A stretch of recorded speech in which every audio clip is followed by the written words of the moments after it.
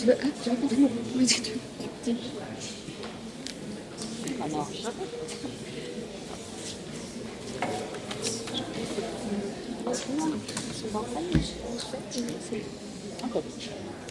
Alors merci, on va passer maintenant à la seconde table ronde qui s'intitule Effondrement de la biodiversité, quelle politique adopter pour conserver et cohabiter avec la faune sauvage. Cette table ronde qui a lieu dans un contexte un peu particulier, je ne sais pas si vous vous en rendez compte dans cette salle, mais nous sommes en plein dans la 6e extinction de masse des espèces et cette extinction, contrairement aux précédentes, est uniquement le fait de notre responsabilité en tant qu'humains. C'est aussi une extinction qui a lieu 100 fois plus rapidement que les extinctions précédentes. Or, en fait, en 50 ans qui se sont écoulés, les 68% des vertébrés qui ont été éteints se sont éteints. Et l'ICN, en 2022, dans sa liste rouge, a établi qu'il y avait 42 000 espèces menacées d'extinction aujourd'hui dans le monde. Ce chiffre était monté à 27 000 seulement 3 ans avant cette année. En France, on est l'un des pays où il y a le plus d'espèces menacées d'extinction, il y en a 1900. C'est énorme, 1900. Ça concerne en France sur nos oiseaux 32% des oiseaux qui sont menacés d'extinction, 14% des mammifères, 24% des reptiles, 23% des amphibiens, 19% des poissons. Donc c'est concret, c'est chez vous, c'est dans votre jardin, ça arrive. Or la biodiversité, c'est la condition aussi de notre survie. On est tous dépendants des ressources naturelles qui sont en train de s'épuiser par notre faute sur la planète, et des animaux aussi. Et non seulement nous en sommes dépendants, et aussi, mais aujourd'hui les conditions de survie de ces animaux, de ces espèces ne sont plus réunies. Et alors le problème en plus de ça, c'est que nous, on n'est pas non seulement dépendants des ressources naturelles, mais aussi des animaux. On est interdépendants de ces espèces-là. Donc finalement, plus les espèces s'éteindront, plus nous courrons vers notre propre extinction. Mais je crois que nous sommes tous des optimistes de la biodiversité ici autour de cette table, et nous sommes ici aussi pour vous rappeler, vous, législateurs et collaborateurs parlementaires, que vous avez le pouvoir de changer les choses, d'agir pour la biodiversité, et nous allons vous expliquer comment, avec cette table ronde. Et donc, avant de laisser la parole, je vais présenter les invités. Donc, nous avons Valérie Thomé d'Animal Cross, qui va notamment nous parler de la libre évolution des espèces. Laura Whitley d'Aspas, qui va nous parler des grands prédateurs. Capucine Meyer de Humane Society International Europe, qui va nous parler de la chasse au trophée des espèces menacées. Et Marie-Laure Lafrade d'Éducation éthique animale, qui va nous parler de la question du loup. Voilà, donc je vais laisser d'abord les invités présenter en quelques minutes un de leurs sujets d'expertise. Alors je vous demanderai aussi d'être un peu plus silencieux, merci, de nous inviter. Et donc vous nous présentez un sujet d'expertise chacune, puis on passera à une partie plus débat, et enfin nous vous laisserons la parole pour des questions. Voilà. Valérie, je te laisse commencer sur la révolution. Alors, bonjour à tous, Valérie Thomé, Animal Cross. Alors moi, le sujet dont je voudrais parler aujourd'hui, c'est celui de la libre évolution de la nature. Alors, comme on est arrivé déjà à parler de ça, chez Animal Cross, on a beaucoup réfléchi à la protection de chacune des espèces. Et au bout d'un moment, on s'est dit, de toute façon, jamais on pourra arriver à avancer réellement, profondément, si on ne protège pas plutôt les espaces. Parce que dans les espèces, il y en a des petites, des grandes, et c'est l'ensemble qu'il faut protéger. On s'est intéressé à ce sujet et on s'est dit, on ne va pas pouvoir avancer tout seul sur ce sujet, parce qu'il est beaucoup trop vaste. Donc on a créé une coordination d'acteurs qui s'appelle la coordination Libre Évolution. Il y a 15 associations qui se trouvent dans cette coordination, dont l'ASPAS qui est là aujourd'hui. Et nous, ce qu'on veut, c'est que des espaces soient mis en libre évolution, c'est-à-dire sans intervention humaine d'extraction, c'est-à-dire pas de chasse, pas de pêche, pas de pâturage, pas de coupe de bois, sur 10% du territoire. Alors, on n'est pas en train de dire que c'est toute la France qui doit être comme ça, mais on est juste en train de défendre l'idée qu'il est indispensable qu'il y ait des zones comme ça en France.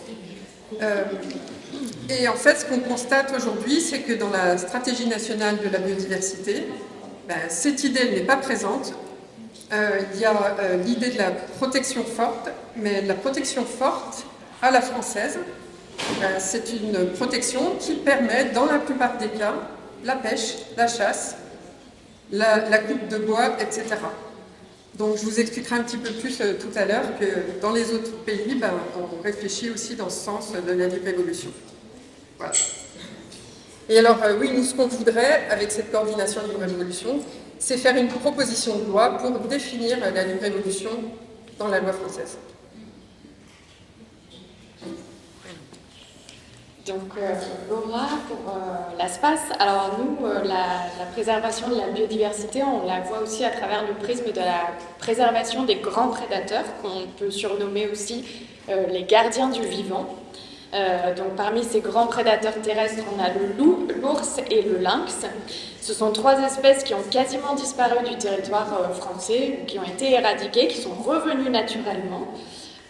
3 espèces protégées par le droit. Ce sont 3 espèces qui aussi font l'objet d'un plan national d'action en France. Et donc 3 espèces qui sont non chassables, même si pour le loup, il existe des dérogations et un plafond d'abattage. Malgré toutes ces protections de ces grands prédateurs, on voit que ces espèces sont dans un état de conservation et de viabilité qui n'est pas favorable. Et en cause, le braconnage, les collisions routières, aussi la réduction de l'habitat de ces espèces avec l'avancée des activités humaines et des constructions humaines. On réduit leur habitat. Et voilà, une mauvaise acceptation de ces espèces, une mauvaise perception, le grand méchant loup par exemple, et des politiques de préservation qui ne vont pas assez loin, à l'image par exemple du plan national loup, là, qui souhaite remettre en cause le statut de protection du loup. Donc nous, à l'ASPAS, ce qu'on souhaite, c'est faire changer les mentalités par 2 leviers, à la fois le droit, donc que le droit puisse continuer à protéger ces espèces, et notamment qu'on fasse des évaluations par rapport aux politiques de tir, et tout ce qui est sensibilisation. Donc, ce qu'on demande, ce sont des évaluations scientifiques, que l'on prenne en compte ces données scientifiques dans les derniers plans nationaux d'action. Par exemple, toutes les données scientifiques sont complètement écartées. Les avis des ONG qui sont parties prenantes sont également écartés et pas écoutés. Donc on souhaiterait que ça soit beaucoup plus pris en compte, et surtout on souhaiterait que soient pris en compte les effets bénéfiques et les bienfaits de ces 3 grands prédateurs sur nos écosystèmes qui en fait, on pourra en parler un petit peu plus tard, ont un effet absolument essentiel, notamment pour la régulation de certaines espèces. On parlait de régulation tout à l'heure. Le loup régule justement toutes ces espèces, des espèces donc les sauvages qui peuvent faire des dégâts sur les cultures ou les forêts. Et ils ont aussi un effet sur la dispersion des zoonoses et tant de bienfaits qui ne sont pas du tout valorisés, qui ne sont pas du tout connus. Et voilà, ce qu'on voudrait, c'est que ces espèces, elles fassent partie intégrante de notre quotidien. C'est un élément dont on ne peut pas se passer, puisque finalement la nature, elle s'autorégule grâce à ces grands prédateurs qui existent sur notre territoire. Oh, merci. Merci beaucoup. Bonjour tout le monde. Donc, moi, je m'appelle Capucine Meyer et je suis donc en charge de la campagne chasse au trophée en France pour l'ONG Human Society International Europe. Qu'est-ce qu'on demande, nous, pour cette campagne aujourd'hui? C'est l'interdiction d'importation des trophées de chasse d'espèces menacées. Ici, c'est une bonne occasion du coup de présenter ce qu'est la chasse au trophée en quelques mots, parce qu'on va faire rapide. Voilà, les images qui sont derrière moi, je pense que vous les avez tous plus ou moins vues à un moment donné. Qu'est-ce que c'est la chasse au trophée? C'est donc un chasseur, généralement fortuné, qui va partir dans une contrée généralement lointaine pour abattre un animal, généralement aussi iconique que possible, lion, éléphant, girafe, etc., pour ensuite en ramener la dépouille chez lui et l'afficher au mur, le mettre dans son salon, dans sa chambre, et pouvoir derrière montrer aux autres personnes sa prise et ce qu'il a réussi à abattre, moyennant de très grosses sommes d'argent. Donc la chasse au trophée, c'est ça. Aujourd'hui, moi, ce que je peux voir, c'est que quand je parle de chasse au trophée aux gens autour de moi, la plupart ne savent absolument pas que c'est légal. Et oui, c'est légal, il suffit juste d'avoir le permis CITES idoine qui va bien et d'avoir évidemment les finances qui y vont avec pour pouvoir effectuer cette chasse et ramener ensuite ce trophée en France. Encore une fois, c'est une pratique légale. Aujourd'hui, ces fameux permis qui sont quand même nécessaires pour pouvoir effectuer cette chasse et ramener les dépouilles, ils sont basés sur des quotas qui sont plus que discutables, des quotas qui sont arbitraires, et je me base évidemment sur des études scientifiques qui ont été menées. Et dans ce cas-là, on parle également d'une gestion sur place, puisque pour la plupart des pays qui autorisent la chasse au trophée, la gestion sur place est relativement chaotique, comme on peut le deviner, avec peu de régulation, beaucoup de corruption, etc. Donc tout ça, ça pose énormément de soucis. Aujourd'hui, on parle d'un déclin sans précédent des espèces sauvages, et il y a beaucoup d'efforts de conservation qui sont faits et qui sont mis à mal par ce genre de pratiques de chasse absolument uniquement récréative pour des personnes uniquement fortunées et qui vraiment mettent à mal beaucoup d'efforts. Aujourd'hui, les quotas, comme je vous le disais, ne sont pas vérifiés, ne sont pas bons. Donc qu'est-ce qu'on fait? Puisqu'en plus il y a urgence, on prend le principe de précaution, on applique le principe de précaution et on arrête tout de suite. Et c'est ça que l'on va demander. Alors évidemment, on ne peut pas demander à ces pays d'arrêter ces pratiques, chaque pays est souverain, mais qu'est-ce qu'on peut faire nous ici? Tout simplement demander de s'engager et arrêter l'importation de ces trophées pour les espèces menacées. C'est vraiment très important, sachant également que les chasseurs vont viser des espèces en voie de disparition ou à l'extinction. Plus l'espèce est rare, plus il faut payer cher, mais plus ça rapporte de points. Puisqu'il y a bien sûr un système de points dans des petits livrets où les chasseurs peuvent comparer leurs points lors de conventions de chasse annuelles. Il est intéressant aussi de voir, c'est un sondage qu'on a organisé avec l'IFOP en juin 2023, que 91% des Français à l'heure actuelle soutiennent notre demande d'interdire ces importations d'espèces menacées. C'est énorme, c'est important, c'est à prendre en compte absolument. Donc aujourd'hui, voilà, il n'y a que ce moyen-là pour l'instant en tout cas d'agir, c'est au niveau national. Bien évidemment, d'autres de nos voisins européens ont fait la même démarche ou sont en passe de le faire. Le Parlement européen s'est aussi prononcé en faveur d'une interdiction. C'est en train de bouger au niveau européen, mais c'est important que chaque pays membre fasse aussi sa part. On a donné un statut de protection au lion il y a quelques années après l'assassinat de Cécile le lion. Depuis 2016, donc, on ne peut plus importer de trophées de lion en France. Pourquoi les autres animaux tout aussi en danger, voire davantage, ne bénéficient pas de cette même protection en France? À l'époque, on a été salué par la communauté européenne internationale. Il est temps d'appliquer cette protection aux autres animaux en danger. Merci beaucoup. Bonjour à toutes, donc je suis Martine Lafrade et je vais intervenir aujourd'hui essentiellement sur la question lupine et la question des goûts et du pastoralisme et de l'élevage, des activités de pastoralisme et d'élevage. Je viendrai en complément des éléments qui seront apportés par l'ASPAS. Nous travaillons ensemble sur cette question entre autres. Et je donnerai un éclairage un petit peu plus local, puisque je participe à des comités départementaux dans l'arc alpin, donc dans le 06, le 05, peut-être le 04.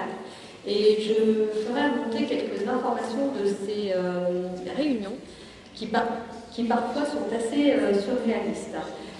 Qu'est-ce qu'on demande nous? Alors, nos moyens d'action à l'éducation éthique animale, comme le nom de l'association l'indique, eh bien, on passe évidemment par la sensibilisation du grand public et aussi des plus jeunes, et également l'éducation, la montée en connaissance sur un certain nombre de sujets.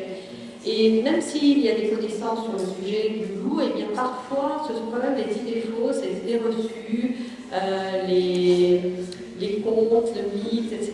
qui l'emportent et qui malheureusement l'emportent également sur les décisions politiques. Et là c'est quand même bien dommage parce qu'il me semble, et il nous semble, que les données scientifiques, les connaissances doivent être à l'origine des décisions politiques et non pas elles ne doivent pas s'appuyer sur de simples croyances ou bien sur des intentations de certains qui peuvent être plus bruyants et plus brutaux que les associations qui défendent la question des loups. Voilà. Donc nous, notre souhait, c'est que le loup ne soit pas déclassé, parce que vous savez sans doute qu'il est menacé d'un déclassement au niveau de son statut. Au niveau de la Commission européenne, donc on va lutter contre ça le plus fort possible, bien évidemment. Et puis ce qu'on aimerait aussi, c'est que les moyens de protection qui doivent être mis en œuvre pour protéger les troupeaux soient réellement vérifiés systématiquement, parce qu'il y a un petit peu de tout et n'importe quoi qui se fait sur le terrain, et le loup est évidemment la grande bête à abattre. On l'a fait déjà précédemment, les loups ont été éradiqués, et un déplacement du loup, et bien évidemment, on viendrait sans doute à son éradication à court terme. Voilà, je vous remercie. Merci beaucoup. Alors, on va passer aux questions qu'on a préparées pour vous. Première question, vous avez fait état des menaces qui pèsent sur certaines espèces, mais histoire de contextualiser un peu plus la biodiversité, pourquoi nous, humains, on doit s'en préoccuper aussi? Alors, je prends le mot à nouveau et je veux bien, Milton, que tu me mettes en visuel. Voilà. Alors, on a utilisé très peu de visuels, mais les plus parlants selon nous. Donc celui-ci qui fait état donc, du nombre de la population en fait, des mammifères terrestres. Donc vous voyez que essentiellement ce sont les animaux d'élevage et un petit peu les animaux de compagnie, hein, mais pour plus de 60%, donc ce sont les animaux d'élevage. 34% sont d'autres espèces, donc les humains, et les animaux sauvages sont réduits à 4%. Donc on va parler par ce visuel l'urgence à défendre la vie sauvage, puisque ce sont bien les activités humaines, hein, en partie l'élevage, la chasse aussi, mais là on est sur la question de l'élevage pour parler des loups, qui donc ont grignoté finalement le paysage au profit des activités anthropisées et aux dépens évidemment des espèces sauvages. Je veux bien le deuxième graphique, s'il te plaît. Alors celui-ci est également extrêmement parlant. Laurent en a parlé, il a évoqué déjà tout à l'heure l'effondrement de la biodiversité, l'effondrement des espèces. Donc là, pas de commentaire, je crois. C'est assez parlant de soi. Alors, en plus de ces deux graphiques, je voudrais rappeler que, en fait, quasiment de tout temps, et en plus maintenant, nous sommes vraiment dans une posture de gestion de la nature. C'est-à-dire que l'humain se place en une sorte de grand ordonnateur de la nature et on va donc s'amuser à réguler la nature. Alors, pourquoi la réguler? Eh bien parce qu'on va estimer qu'un certain nombre d'animaux vont nous déranger tout simplement ou bien vont interférer avec les activités humaines. Donc c'est pour cette raison qu'on décide qu'il est de notre devoir de les réguler. Et parfois également, cette régulation, elle se fait pour contrevenir à des erreurs écologiques qu'on a pu commettre. Alors, ont été évoqués tout à l'heure les sangliers, et là je crois que c'est une erreur majeure. Depuis un temps où il n'y avait plus suffisamment de sangliers à chasser, donc les chasseurs ont demandé à réintroduire les sangliers. Ils ont été mélangés avec les cochons, les rendant évidemment bien plus magnifiques. Donc ça s'appelle plus des vrais sangliers sauvages, on trouve encore un corps sauvage, des sangliers sauvages, mais maintenant c'est ce qu'on appelle du cochamillier. Et les femelles, les laits, sont capables de se reproduire non pas une seule fois, mais 2 fois par an, et font des portées qui sont bien plus importantes que des portées de sangliers sauvages qui peuvent faire 2, 3, 4 petits. Là, on a des portées de 8, 10 petits sangliers possibles. Donc en fait, là, c'est une véritable erreur écologique, mais elle est bien d'origine humaine. Et maintenant, pour contrevenir à cette erreur écologique humaine, nous allons évidemment vouloir gérer cette population de sangliers en faisant des calculs administratifs là où ils créent le plus de dégâts.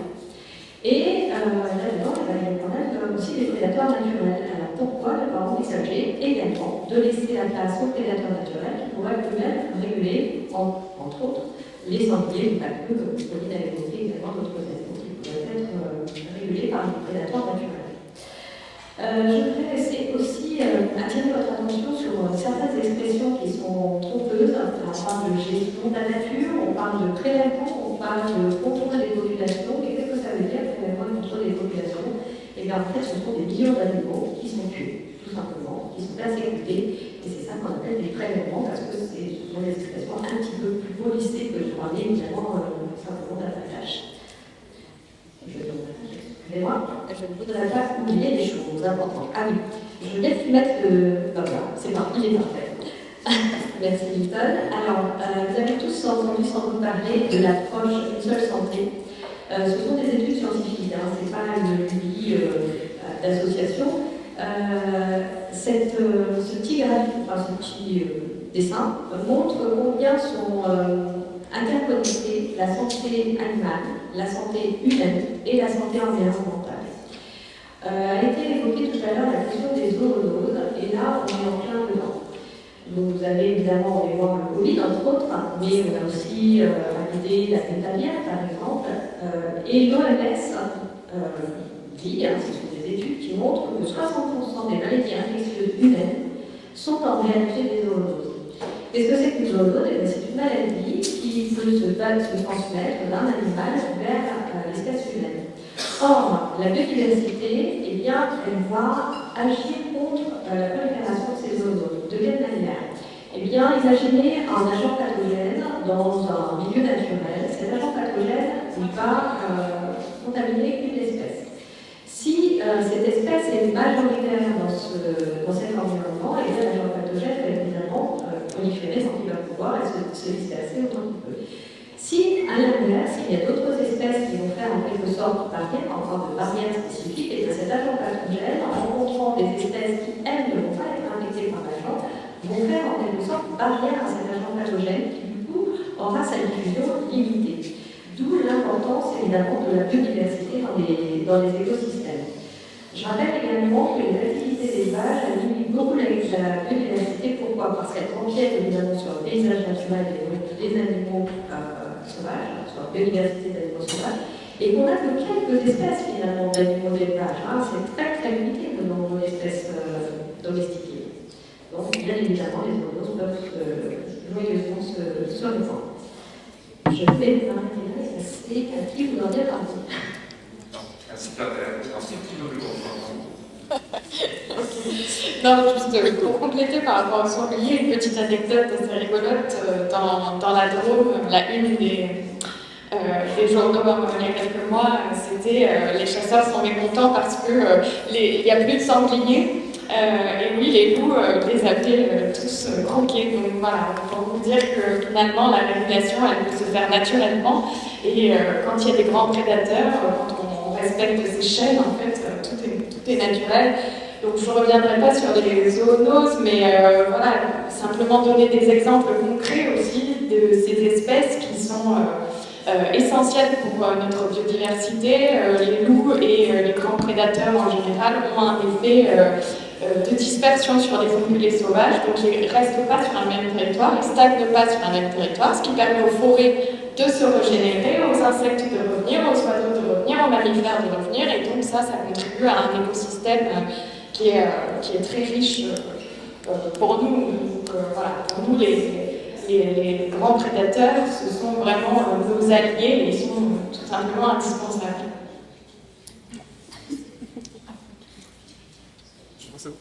Alors, une deuxième question maintenant. On présente souvent l'impact des grands prédateurs sur nos activités comme le principal problème. Or, on sait que leur comportement résulte aussi des pressions que nous opérons sur l'environnement. Est-ce qu'il ne faudrait plutôt pas prendre le problème à la racine et se demander quels sont les moyens d'adaptabilité pour une meilleure cohabitation avec ces espèces? Peut-être d'abord l'espace et ensuite Chris Kane. Oui, effectivement, c'est ce que je disais au début. Finalement, il faut changer de paradigme. Et l'idée, c'est vraiment de partager les espaces.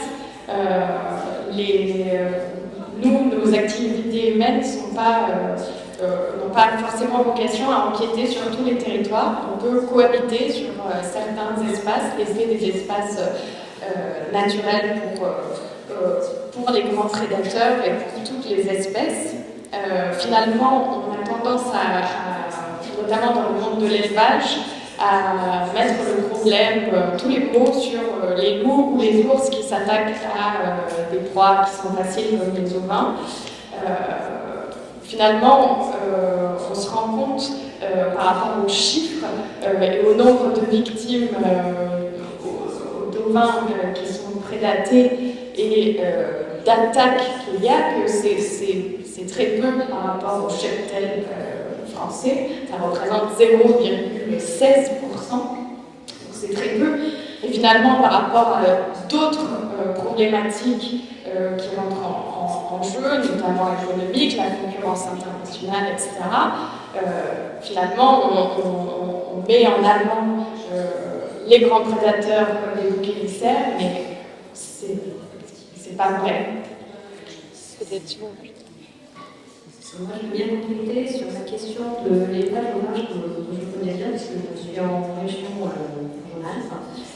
Dans l'Arc-Alpin, il y a beaucoup d'élevage bovins et qui connaissaient déjà ces élevages de grosses difficultés économiques avant même le retour des loups dans les années 90. Évidemment, le retour des loups sur ces élevages conduisent les éleveurs à mettre des moyens de collection et donc ça rend difficile, évidemment encore plus difficile, la pratique de cet élevage, notamment lorsqu'il s'agit de pastoralisme, puisque là on part dans des prairies d'élevage où c'est un petit peu plus difficile évidemment de veiller à la protection des troupeaux. Mais il ne faut pas oublier, il ne faut pas perdre de vue que l'élevage bovin de toute façon ne va pas bien en France, même si les loups et les ballades, l'élevage bovin ne se portent pas bien. Pourquoi? Alors tout simplement parce qu'ils concurrencent extrêmement difficilement les agneaux néo-zélandais, et il faut savoir que ce qu'on mange en France, c'est bien un agneau sur deux, un mouton sur deux vient de Nouvelle-Zélande. Donc il y a un véritable problème économique, voilà, et le loup vient cristalliser évidemment les passions, puisque ça rajoute une difficulté supplémentaire aux éleveurs de ces animaux-là. Merci. Est-ce que maintenant le partage de l'espace avec les animaux sauvages peut améliorer leur conservation? Il y a ça, peut-être Animal Cross et HSC. Alors, chez Animal Cross, on pense évidemment, comme vous, qu'on peut partager les espaces avec les animaux sauvages, mais on pense aussi qu'il est indispensable de laisser certains espaces sans intervention humaine, des espaces de libre évolution. Alors, pourquoi ? Parce qu'en fait, les écosystèmes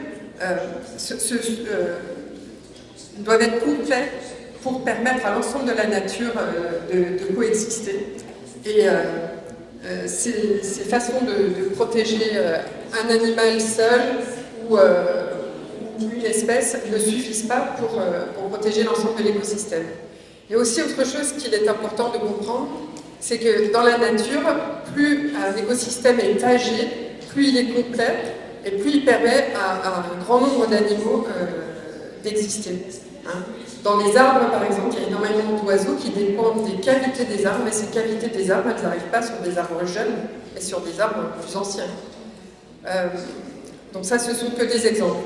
Aujourd'hui, en France, 1,5% des espaces sont en protection forte, mais permettent donc l'intervention humaine comme la chasse, la pêche, le pâturage ou alors la coupe du bois.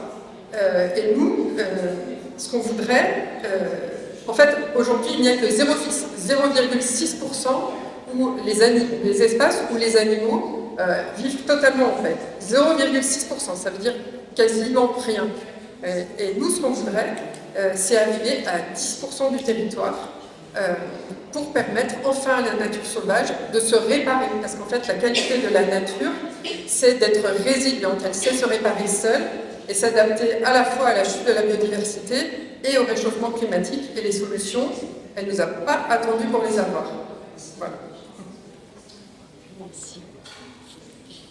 Oui, du coup, je vais faire un parallèle un petit peu avec, avec la chasse aux trophées et ce qui peut se passer dans certaines régions, notamment d'Afrique, mais des parallèles peuvent être faits évidemment avec la France, au niveau du partage des espaces, au niveau de la conservation des espèces, au niveau du conflit homme-animal. Ce qu'on a comme souci majeur avec la chasse aux trophées, c'est que c'est une chasse sélective et qui n'est absolument pas ni une chasse de régulation, ni là pour éliminer les animaux qui seraient justement à l'origine de conflits ou des animaux qu'on appelle problématiques. Absolument pas, on va viser l'animal dans un groupe le plus beau, le plus grand, le plus fort, avec le moins de cicatrices pour pouvoir avoir un beau trophée derrière. Ce système-là, qu'est-ce que ça engendre?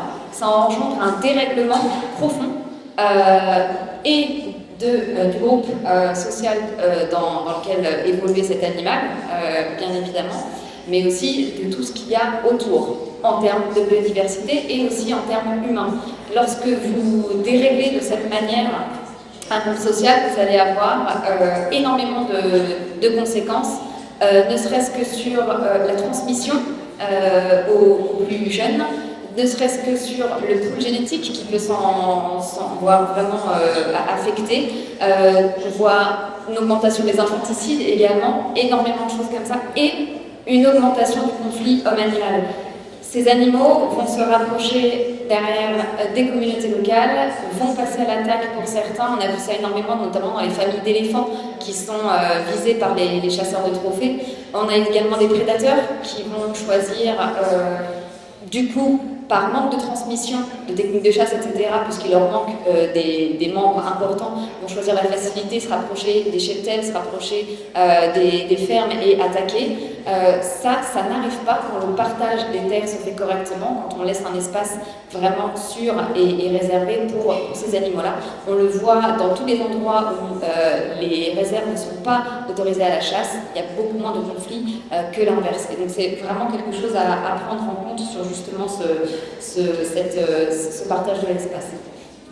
Maintenant, quelles seraient les externalités positives de la protection de ces espèces, à la fois en France, mais même en Afrique, quand on parle de chasse? Oui. Contrairement à ce qui est dit beaucoup par le lobby de la chasse aux trophées, il n'y a absolument aucun bénéfice de conservation, bien au contraire, à la chasse aux trophées. Je ne peux pas rentrer dans les détails parce que c'est un peu trop long, mais en tout cas, croyez-moi. Et il n'y a non plus pas de bénéfice économique. On entend souvent, oui, mais si la chasse s'arrête, les communautés locales vont collapser, ça va être absolument terrible, ils dépendent de ça. Les chiffres, on parle vraiment de chiffres, montrent absolument le contraire. Les retombées économiques, elles sont importantes uniquement pour les concessionnaires de chasse, les propriétaires terriens, etc., qui d'ailleurs pour la plupart ne sont absolument pas de la région, mais bien des pays de l'Ouest. Et également, vous n'avez que très très peu de ruissellement vers les populations locales. Autre problème, l'argent qui pourrait être investi et gagné via, par exemple, de l'écotourisme, tourisme photographique, etc., eh bien, il ne revient pas puisque quand vous avez une réserve de chasse qui est là, qui est réservée, on ne peut pas développer autre chose. Donc la chasse au trophée, en fait, empêche le développement d'autres méthodes de vie, de survie des populations locales, alors que, et encore une fois, je me base sur de nombreuses études, là, il y a de vraies retombées avec tout le côté économique, avec également tout le côté écologique. Un animal mort, eh ben, il ne sert plus à rien, il est mort, c'est fini, alors que lorsque vous avez un animal vivant, il apporte bien d'autres choses. Il a une valeur écologique. Encore une fois, on n'en parle pas beaucoup, c'est difficile à quantifier, mais c'est énorme, et ils ont un rôle pour essayer d'atténuer le réchauffement climatique, etc. Tous ces animaux ont un rôle indispensable, mais aussi un rôle économique. Juste un exemple pour terminer, un éléphant, c'est une étude qui a été faite très récemment, un éléphant sur toute sa vie, s'il n'est pas tué par l'homme, va rapporter en moyenne, juste tourisme photographique compris, environ 1,6 million de dollars sur toute sa vie aux communautés environnantes. Un éléphant va être vendu environ entre 20 et 40 000 dollars pour être tué par un chasseur. Voilà, point. Puis après, il n'existe plus. C'est quand même assez parlant. Vous avez peut-être aussi sur les externalités aussi, des milieux, la question des milieux, des espèces. Ouais. Alors moi, j'ai regardé un petit peu du côté de la libre évolution, l'apport apporté. Je vais vous citer 3 exemples où, en fait, on parle souvent dans la libre évolution de pertes financières, puisqu'on cesse d'exploiter. Hein. Donc effectivement, il y a des pertes financières. Mais je voudrais vous expliquer que ces pertes financières sont avantageusement compensées. Et ce qui intéresse principalement les touristes, c'est de voir des animaux, justement. Hein. La question animale, elle est encore presque plus importante que la question végétale, parce que c'est ce que les touristes ont envie de voir. Alors, premier exemple, en Allemagne, le parc national de la forêt bavaroise, qui est en libre évolution, accueille chaque année 1,3 million de visiteurs, et ça a créé 200 emplois. D'accord ? En Italie, le parc national des Abruzzi, qui est en libre évolution aussi, accueille 800 000 visiteurs. Et en fait, quand ce parc a été créé, il y a énormément de villages qui étaient contre la création de ce parc, et ils ont tous changé d'avis pour des questions économiques. Troisième exemple, le parc national suisse, qui existe depuis 1914. Il accueille 150 000 visiteurs par an et il génère 20 millions d'euros de chiffre d'affaires chaque année. Donc quoi, la libre évolution, ça peut rapporter de l'argent. Alors maintenant, est-ce qu'en France, on serait les plus efficaces, est-ce qu'on serait parmi les plus efficaces que les autres pays? Et comment aussi on pourrait faire en sorte que les espèces qui sont pas en France, les espèces dans d'autres pays, soient protégées? Peut-être. Marie-Laure, tu veux répondre avant? Oui, alors je voudrais surtout montrer faire remonter auprès du grand public et pas seulement vous qui êtes ici, l'idée que les associations, bien sûr, de préservation des animaux ne sont pas contre des activités des activités d'élevage, par exemple. Et puis je voudrais également montrer qu'on a conscience aussi qu'il ne faut pas idéaliser les choses qui se passent dans les pays voisins et qui fonctionnent bien. Vous entendez peut-être souvent dire par des associations de protection animale que parmi des gens qui défendent les loups, par exemple, ou les grands prédateurs de la générale, oui, en Italie, il faut bien avec, et puis ça se passe bien. En Espagne, il faut avec les loups, et puis ça se passe bien. C'est pas vrai. C'est pas vrai. Non, ça se passe pas bien, il y a plein de dommages. Alors, les moyens financiers de la France sont énormissimes par rapport aux moyens alloués en Espagne et en Italie. Mais en Espagne et en Italie, il y a aussi des problèmes de braconnage sur les loups, par exemple. Mais c'est pas facile.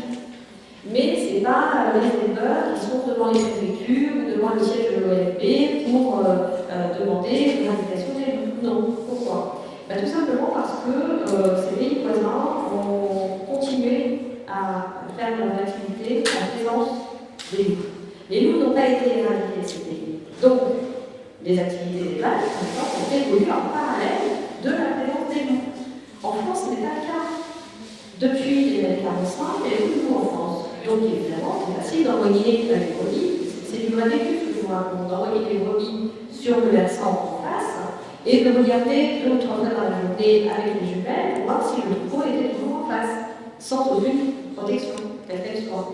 Alors évidemment, avec le retour des loups, on ne peut plus se permettre ça, parce que si on envoie le troupeau en face sans aucune protection, il y a une forte chance que, évidemment, une de loup passe par là et puis fasse des dégâts. Donc bien sûr, ça nous a amené les éleveurs à prendre des dispositions qui leur rapportent du travail, c'est ce que je vous disais tout à l'heure.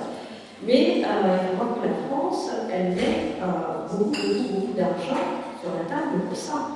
Et l'Europe également. Il y a beaucoup d'argent, je crois que c'est 30 millions, je vérifie, mais 30 millions d'euros d'aide à la fois l'Europe et la France pour les moyens de protection des troupeaux. C'est énorme. C'est le pays qui dépense le plus d'argent en France pour la protection des troupeaux. Bon, et on a l'impression pour autant que ça ne marche pas à la fin des éleveurs. Sur ces 30 millions, il y a 4 millions annuels d'indemnisation pour les bêtes qui ont été prédatées.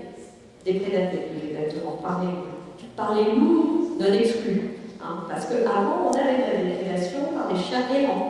On n'en entend plus du tout parler avec le chien errant. Il n'y a plus de début. Donc là aussi, ça interroge. Et 1 million d'euros pour les pertes indirectes. Les pertes indirectes, c'est par exemple le stress créé dans le troupeau parce qu'il y a eu une attaque de loup et des brebis qui ont fait leurs petits, qui ont avorté, par exemple. Donc ça, c'est ce qu'on appelle les pertes indirectes. Voilà. Donc, ce qu'il faut garder à l'esprit, c'est que dans les pays voisins, il y a toujours des loups et ils ont fait avec. Il n'y a pas autant d'argent que ce que donne la France et l'Europe pour l'aide aux éleveurs. Que ça ne se passe pas, c'est pas non plus le monde des bisounours. Hein. Il y a effectivement quelques éleveurs de temps en temps qui vont raconter un loup parce que exaspérés de ce loup-là précisément qui revient systématiquement sur leur troupeau. Voilà, pas idéaliser non plus les situations à côté. Mais en tout cas, je trouve que ça invite à s'interroger sur est-ce que ce qu'on fait en France, finalement, est-ce que c'est la solution? Est-ce que toujours ajouter de l'argent, parce que c'est ce que demandent finalement les éleveurs, d'augmenter toujours les indemnisations, d'augmenter toujours les aides, etc. Est-ce que c'est vraiment la solution au problème? Est-ce qu'il ne faut pas aller creuser un petit peu plus précisément pour savoir ce qui dysfonctionne finalement? Parce que clairement, c'est un dysfonctionnement. Oui, mais juste pour revenir sur les possibilités qu'on a en France par rapport au déclin des espèces, tout simplement, parce que c'est vraiment de ça dont il s'agit. Là, le fait de passer des mesures supplémentaires une fois en France est indispensable. On l'a vu, ça correspond à ce que souhaite la population française, en tout cas sur ce sujet.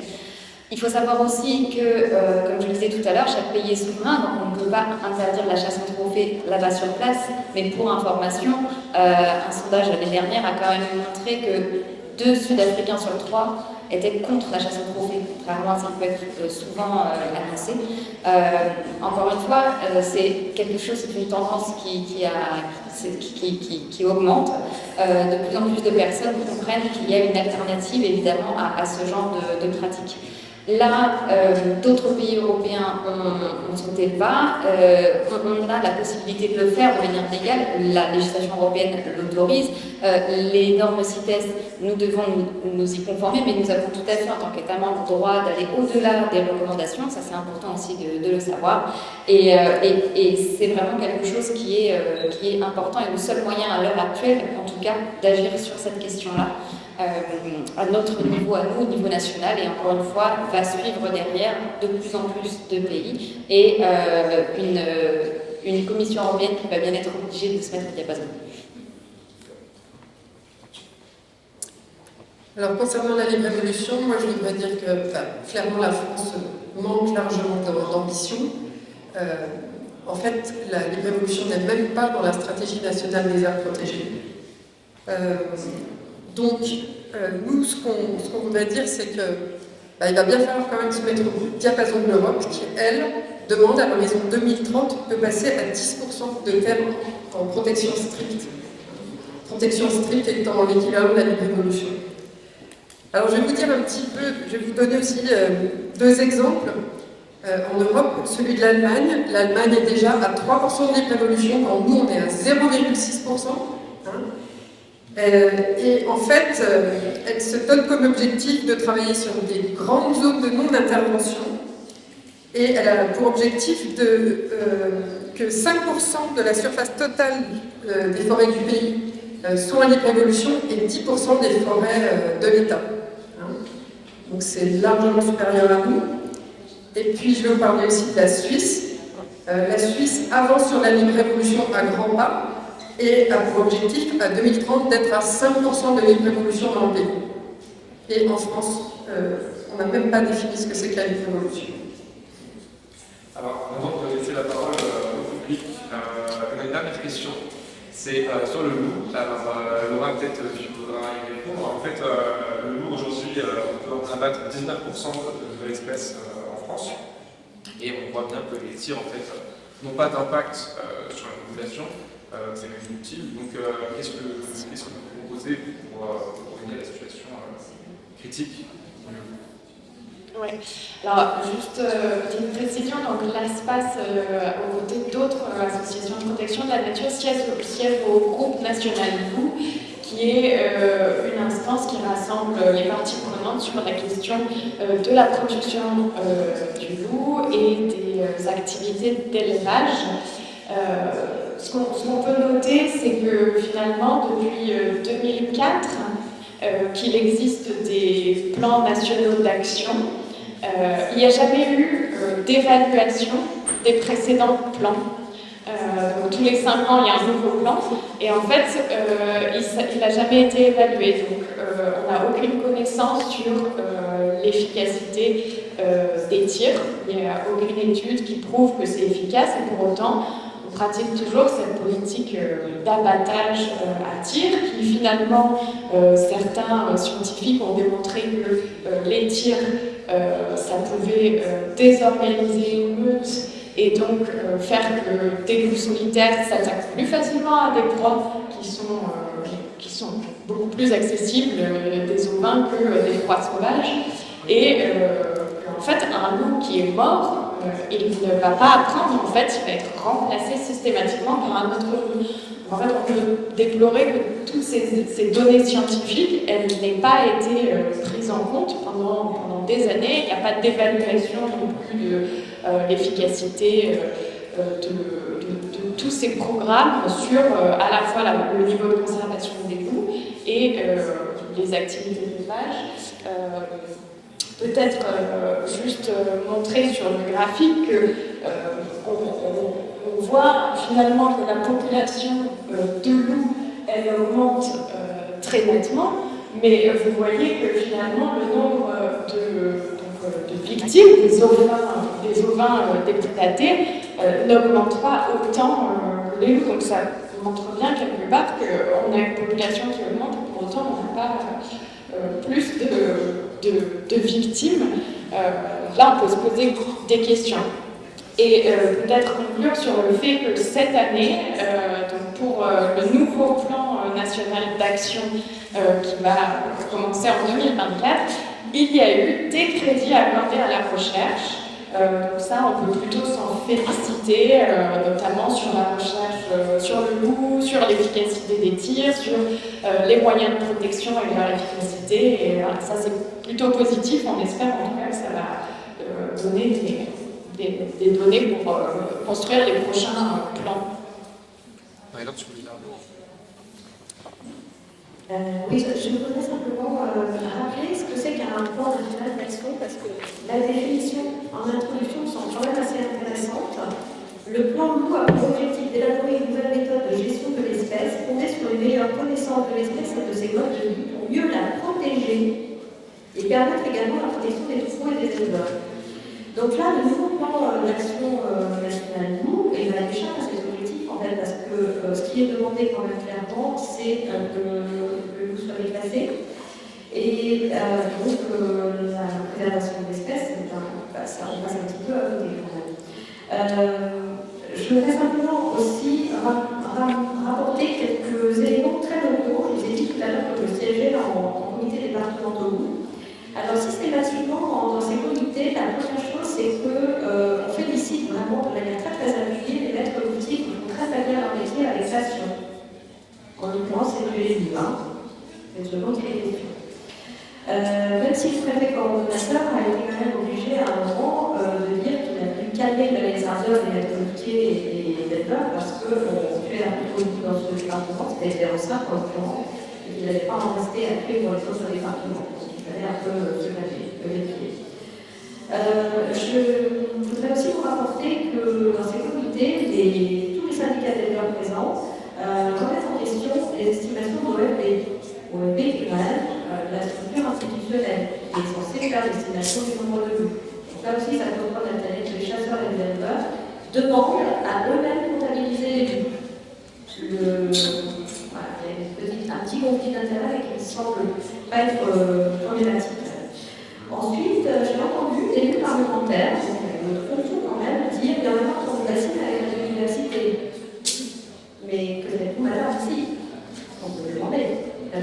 passé, on ne s'assied plus, tout va bien. Et puis, également, des graphiques qui montrent que l'argent mis à disposition des éleveurs, par exemple, pour les analyses de vulnérabilité des exploitations, est pas utilisé. Pas toujours, en tout cas. Dans le 05, c'est les 0,11.